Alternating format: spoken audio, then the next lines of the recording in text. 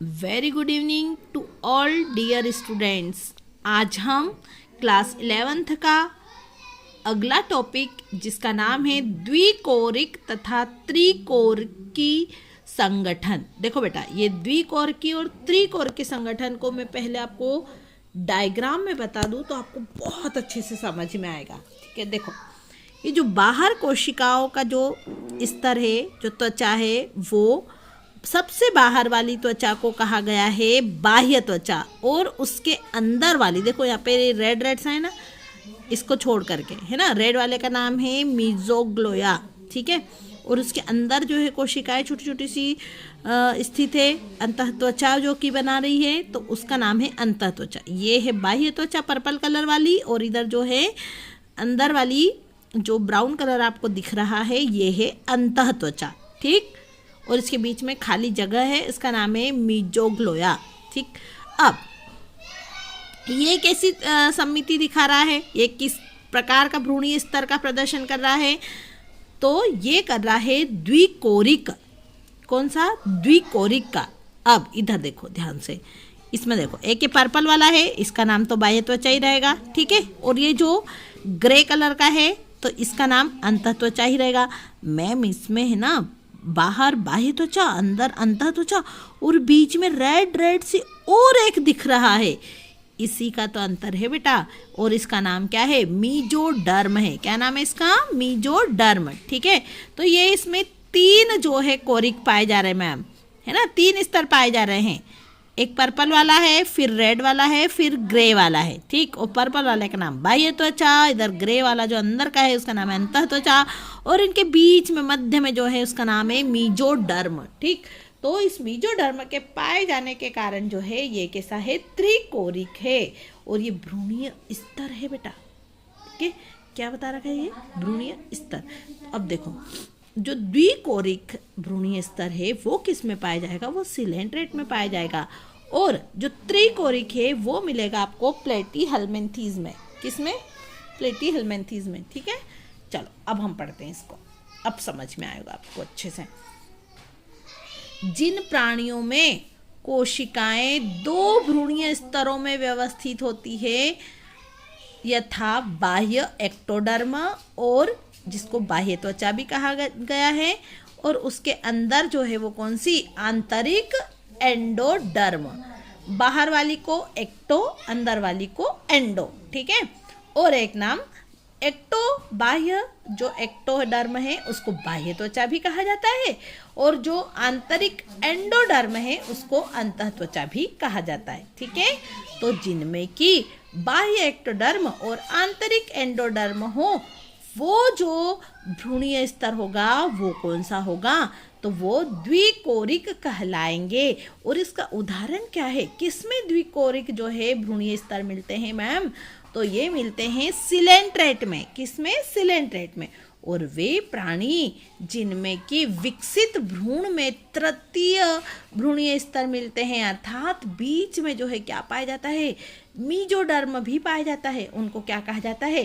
त्रिकोरिक कहा जाता है। और ऐसे कौन से जीव हैं तो, और कौन सा संघ है? तो वो है प्लेटीहेल्मिन्थेस। ठीक है, वो कौन से है? प्लेटीहेल्मिन्थेस। अब देखो ये जो त्रिकोरिक है ना बेटा, प्लेटीहेल्मिन्थेस, ये जो प्लेटीहेल्मिन्थेस है, प्लेटीहेल्मिन्थेस से ही रज्जुकी जो है, रज्जुकी तक का चित्र जो है इसमें दे रखा है। ये रज्जुकी बनाएगा। रज्जुकी मतलब क्या होता है मैम? रज्जुकी मुझे समझ नहीं आ रहा है, तो नोटोकार्ड। ठीक है, नोटोकार्ड। चलो अब हम देखेंगे अगला टॉपिक। ये समझ में आया आपको? आगे देखते हैं। देखो आगे जो है वो भी बहुत सरल है।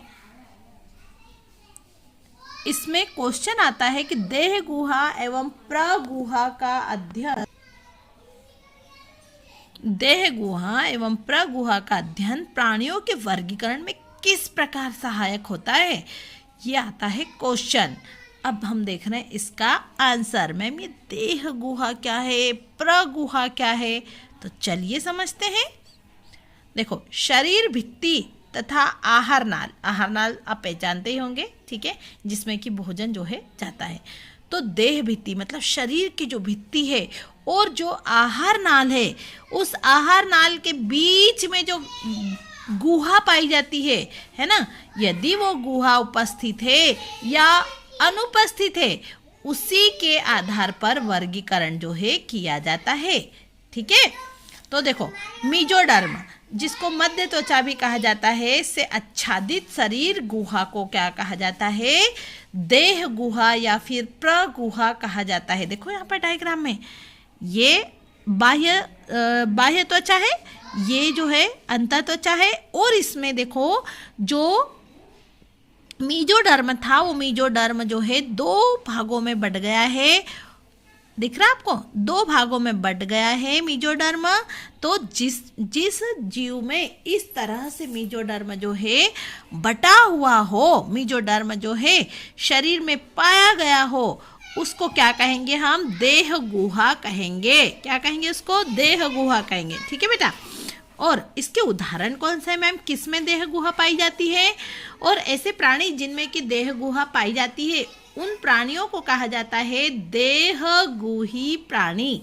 ठीक है, और उदाहरण क्या है? तो एनेलिडा, मोलस्का और आर्थ्रोपोड, इकाइनोडर्मेटा, हेमिकार्डेटा और कार्डेटा, इन सब में जो है देह गुहा पाई जाएगी। देह गुहा पाई जाएगी मतलब अंतः त्वचा और मध्य त्वचा के बीच में मेसोडर्म पाई जाएगी, और वो भी क्या रहेगी? मेसोडर्म से आच्छादित रहेगी। क्या मैम?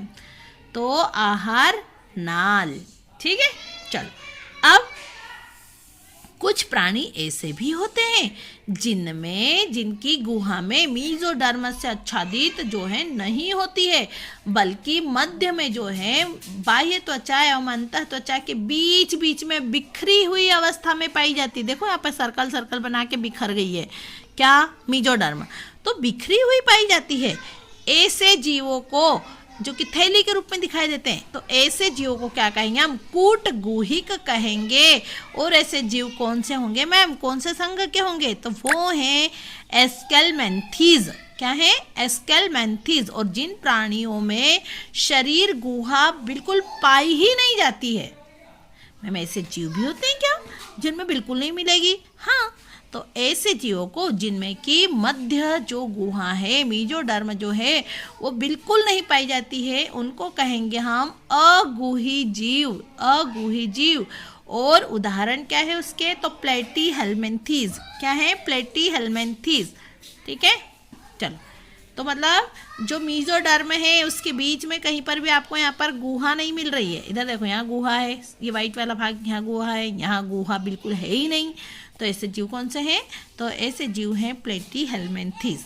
ठीक है बेटा, अब देखो छोटे छोटे से टॉपिक, जैसे कि दे रखा है सेगमेंटेशन, है ना, खंडी भवन। ऐसे कौन से जीव हैं जिनके शरीर में खंड पाए जाते हैं? तो ऐसे जीव जिनमें कि शरीर बाह्य तथा आंतरिक दोनों ओर से श्रेणीबद्ध खंडों में विभाजित होता है, ऐसे जीवों को खंडी जीव कहेंगे, है ना। और ऐसा जो है कौन सा जीव है मैम? उदाहरण के लिए आप बताइए हमको। तो केचुआ, जिसको किसान का मित्र कहा जाता है, तो उसका जो शरीर है, उसके शरीर में क्या पाया जाता है? सेगमेंटेशन पाए जाते हैं, खंडी भवन उसमें पाए जाते हैं। अब पृष्ठरज्जु, पृष्ठरज्जु मतलब रीढ़ की हड्डी। तो कुछ जीव ऐसे भी होते हैं बेटा जिनमें कि रीढ़ की हड्डी पाई जाती है, और कुछ जीव ऐसे होते हैं मैम जिनमें कि रीढ़ की हड्डी नहीं पाई जाती है। तो जिनमें रीढ़ की हड्डी पाई जाती है उन्हें हम कहेंगे कार्डेट, और जिनमें नहीं पाई जाएगी उनको कहेंगे हम नॉन कार्डेट। ठीक है, चल अब अगला टॉपिक है हमारा प्राणियों का वर्गीकरण, और इसको जो है मैं अलग अलग संघ को अलग अलग वीडियो में बताऊंगी कि हर संघ का जो है कौन कौन से लक्षण है और कौन कौन से जो है उसके उदाहरण हैं। तो अगले वीडियो में हम इसकी बात करेंगे। Thank you all of you for watching my video.